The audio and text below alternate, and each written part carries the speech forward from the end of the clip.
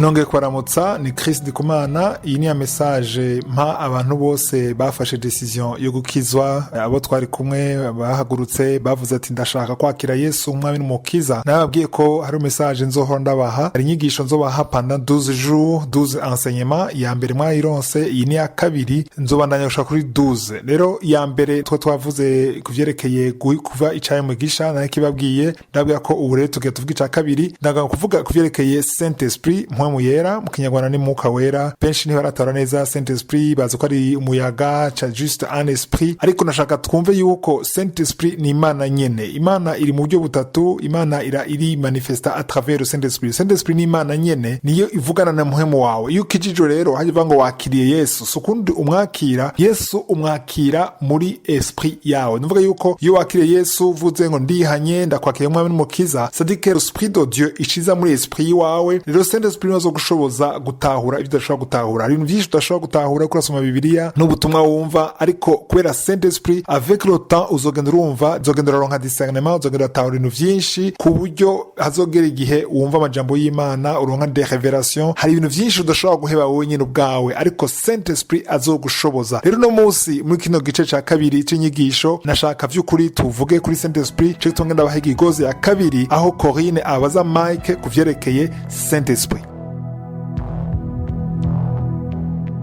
Gute Mike? Gute Corinne? Ndaje rero mbwira, igihe duherukana hari ikibazo nari nakubajije kuvyerekeye mpwemu yera. None mpwemu yera ni iki? Ndabona ko waziyeko. Wazanye Bibiliya none? Ego ndayifise. Cara rero ngaha tuganire gato. Umviriza. Mpwemu yera ni umwitsa canke umufasha. Uwo Yesu yasezeranye muri Yohana igice ca 14 umurongo wa 26 ko se azorungika mu izina ryiwe. Kandi uwo niwe yategerezwa kutwigisha vyose kandi akatwibutsa n'ivyo Yesu yavuze vyose igihe yari akiri kumwe natwe ngaha kw'isi. Ariko Mike, wowe uvuga mpwemu yera nkaho yoba ari umuntu, kandi igihe kimwe narumvise isigura ivuga ko mpwemu yera ari ubushobozi n'umuyaga w'igihuhuta. Abo bavuga ivyo n'abataramenya mpwemu yera canke batanamuzi koko, kuko mpwemu yera niwe Mana nyene. Gute? Ugomba kuvuga ko umuntu ashobora kuvugana nawe kandi ko ashobora kutwumva? Aho nibaza ko ushikuje Mike. Kiretse hamwe wobinyereka muri Bibiliya, n'ahandi sinshobora kuvyemera. Okay, reka ndabikwereke ko wazanye Bibiliya. Namba wemera kandi ko Bibiliya ari ijambo ry'Imana, hinge ndakwereke. Nashaka kuvyumva. Reka dusome rero mu gitabo c'ivyakozwe n'intumwa, hanyuma wowe nyene ubwawe wibonere mpwemu yera uwariwe. Ubwa mbere ngira ndakwereke ko mpwemu yera ashobora kuvuga. Mu vyakozwe no mu gice ca 13 umurongo wa 2. Washitse? Ko ndaharonde. Okay. Handitswe. Reka dusome mu gitabo c'ivyakozwe n'intumwa, hanyuma wowe nyene ubwawe wibonere mpwemu yera uwariwe. Watoye? Reka nahabutse. Hari umunsi uzobimenya kuko birumvikana ubwa mbere ko bikugora. Aho nyene. Ivyakozwe n'intumwa igice ca 13 umurongo wa 2. Handitswe ngo bariko barasenga umwami Imana mu gikorwa cabo kandi bisonzesheje, mpwemu yera aravuga ati nimundobanurire Barunaba na Sawuli bankorera igikorwa nabahamagariye. Urashobora gusoma kandi mu vyakozwe no mu gice ca 5 umurongo wa 3 n'umurongo wa 4. Bea ni byandi bita isezerano rishasha canke isezerano rya kera? Ni mu isezerano rishasha.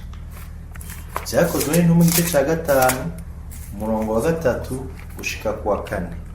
Reka naho mbona Mike. Ni hafi yanze duhejeje gusoma.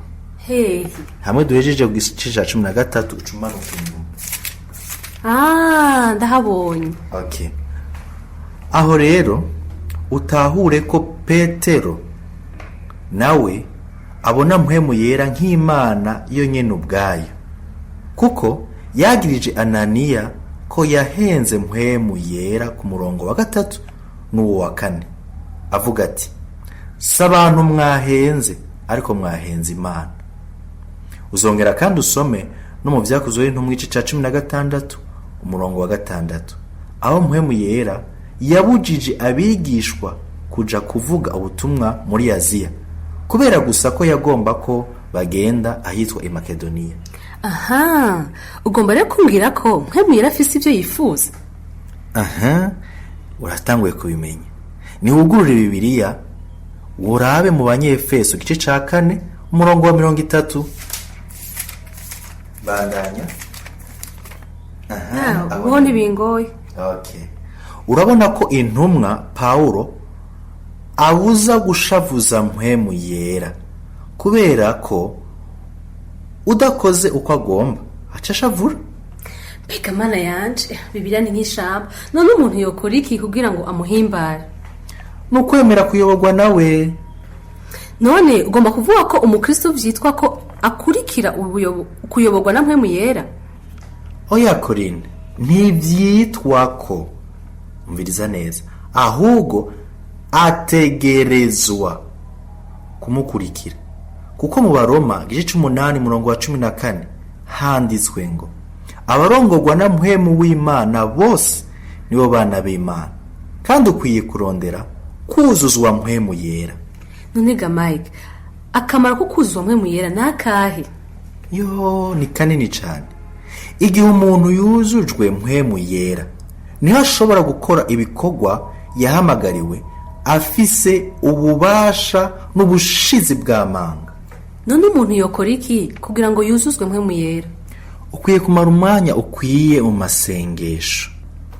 Akarorero noguha ni nko ku munsi wa Pentecote, bose abigishwa bose bari bakoraniye hamwe n'umutima uhuye basenga ubudahumeka, nkuko vyanditswe mu Vyakozwe n'Intumwa igice ca 1 umurongo wa 14. Rero no kuvuga ko umuntu mu buzima bwiwe yuzuzwa mpwemu yera rimwe gusa? Yasha oya namba. Ushobora kubisoma mu Vyakozwe n'Intumwa igice ca 4 umurongo wa 31. Igihe Herode na Pontiyo Pilato hamwe n'abanyamahanga n'imiryango y'Abisirayeli bakoraniye kugwanya ubutumwa bwiza, intumwa zarasenze. Ahantu bari bakoraniye haciye hatigita, bose buzuzwa mpwemu yera, baca baravuga ijambo ry'Imana bashize amanga. Reka ndakwibutse ko ari abigishwa babandi nyene bari barujujwe mpwemu yera ku munsi wa Pentecote. Urabona rero ko umuntu atuzuzwa mpwemu yera inshuro imwe gusa. Ndagusabe rero, kubera nari nihuta, umwanya ari muto, ugende ubanze unoganze bya bindi twavugana, unyisubiremo ayo mata ya Kigoze ya 2, hanyuma tuzoheza tuvugane ivy'umubatizo muri Kigoze ya 3. Sivyo? Urabinyemereye? Ego, urakoze cyane Mike. Sawa sha. Imana iguhezagire.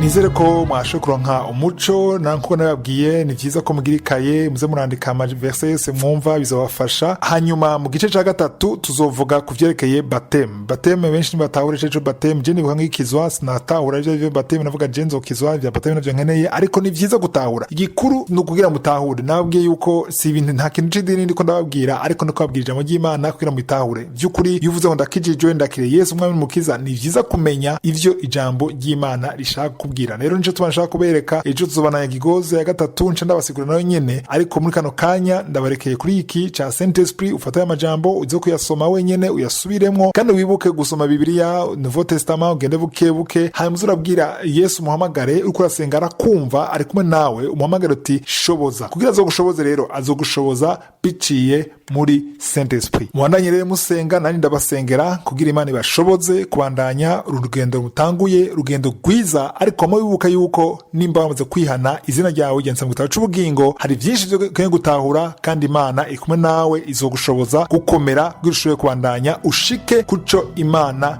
yakuremeye. Imana ibahezagire.